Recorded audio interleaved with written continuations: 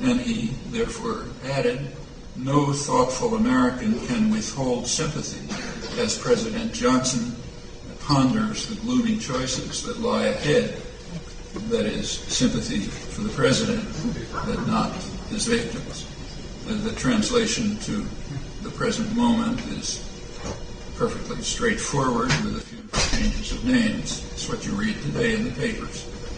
Well, it's kind of significant that Schlesinger's position on the Iraq War was radically different.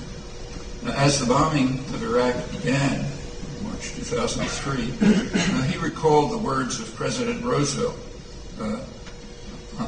after Pearl Harbor, and he wrote that the bombing of Baghdad, too, is a date which will live in infamy. Roosevelt's famous words at Pearl Harbor. The bombing is a date that will live in infamy as the U.S. embraces the policies of Imperial Japan. That was a lone voice in the mainstream. Schlesinger died a few months ago, and he was greatly honored, but not for this statement, which has been effectively dispatched to the memory hole.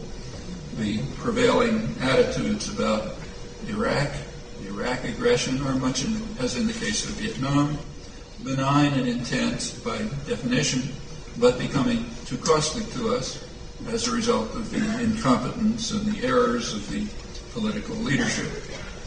Justice Jackson's principle of universality is not even a faded presence. Also gone from history and media coverage is Washington's torture of the Iraqi people in earlier years, from the CIA-sponsored coup of 1963, certainly backed, probably initiated by the CIA.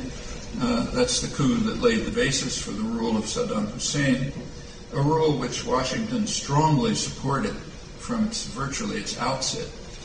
As you all know, Saddam was hanged for crimes that he committed in 1982, crimes that were minor by his standards, only 150 people killed.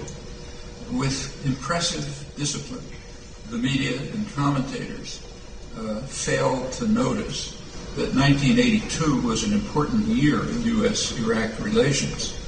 It was in 1982 that President Reagan removed Iraq from the list of states supporting terrorism so that the U.S. could begin to provide Saddam with substantial aid, including means to develop weapons of mass destruction.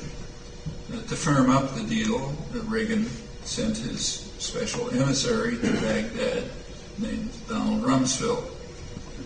Along with others, the U.S. and U.S.-British support for Saddam continued without a break, right through his most horrendous crimes, and long after the end of the war with Iran.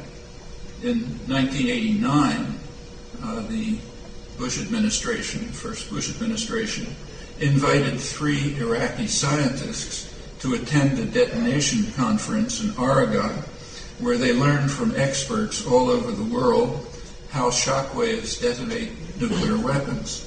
In short, they were being trained in advanced means to develop nuclear weapons. In December 1989, Bush was sending materials that the Iraq regime could use for nuclear, missile, and chemical purposes. Actually, I'm quoting from congressional records, not from the press, which has kept this far removed from sight for 15 years now. In April 1990, Bush sent a high-level senatorial delegation to Iraq, led by Senate Majority Leader Bob Dole, later Republican presidential candidate. Their mission was to bring President Bush's greetings to his friend Saddam and to assure him of U.S. support. Well, 4 months after the Bush mission, Saddam invaded Kuwait, either disobeying or misunderstanding orders. That's a real crime. That shifted him from the category of honored friend to embodiment of evil. The invasion of Kuwait was indeed a crime, though not by Saddam's standards, or for that matter by U.S. standards. A few months earlier, the United States had invaded Panama, vetoing a couple of Security Council resolutions and killing probably thousands of mostly poor people.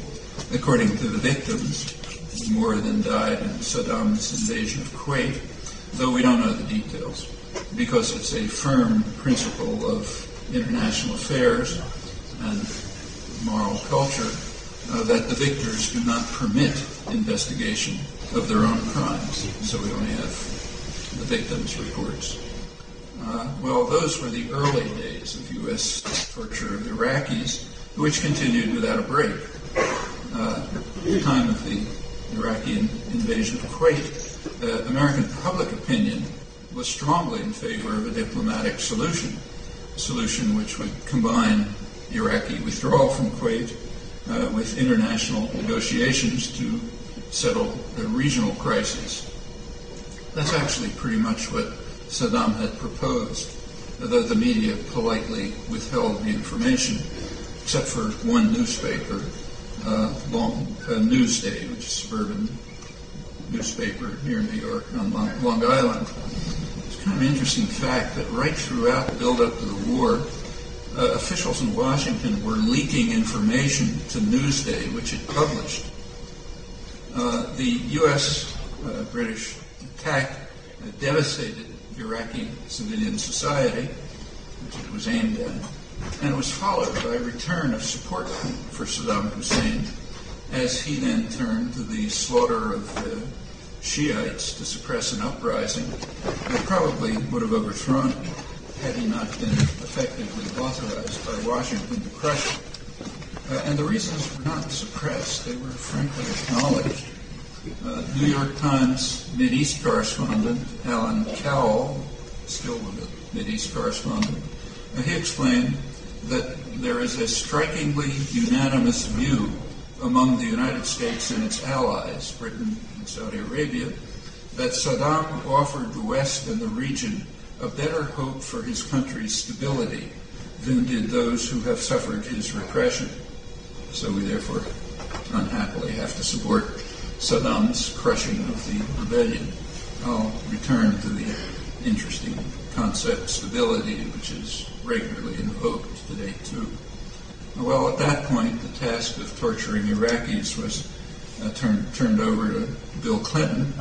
That's the sanctions regime, which was so visibly murderous that by 1996 it was felt necessary to introduce a humanitarian modification. That's the Oil for Food program, which magnanimously permitted Iraq to use a fraction of its own resources to save its own population from total destruction, though in sharply limited ways, carefully controlled by the United States and Britain. The first director of the program, a distinguished international diplomat, Dennis Halliday, Irish, he resigned in protest after 2 years, condemning the program as genocidal. Notice that's the humanitarian program. He condemned it as genocidal and resigned. He was replaced by another highly respected international diplomat, Hans von Sponeck, German. He also resigned after a couple of years, charging that the Clinton-Blair administration of the sanctions violated the Genocide Convention. Their well-documented charges are scrupulously ignored by those who posture grandly about genocide when they detect crimes of some official enemy. Not on that scale. Halliday and von Sponeck were iced out of the U.S. media during the build-up to the 2003 invasion, although, or perhaps because, they knew more about Iraq than any other Westerners. Or perhaps it's because the media agreed with the official Clinton State Department position when it blocked von Sponeck's efforts to bring the grisly record to the Security Council. Their phrase was, "This man in Baghdad is paid to work, not to talk." And that was Clinton's State Department, so he can't inform the Security Council. Well, he does talk, however. And in free societies like ours, we're lucky to be able to read von Sponick's detailed and devastating account of the effect of the genocidal sanctions and the Clinton-Blair role in ensuring their brutality. His book, called A Different Kind of War, appeared last year. It's one of those books that is too important to be reviewed or mentioned. A recent database search a couple days ago found not a single mention of it in the United States, and in England, a single review in the Morning Star, exactly mainstream. Robert Fisk also brought it up in the Irish press. Apparently that's the only English language mention.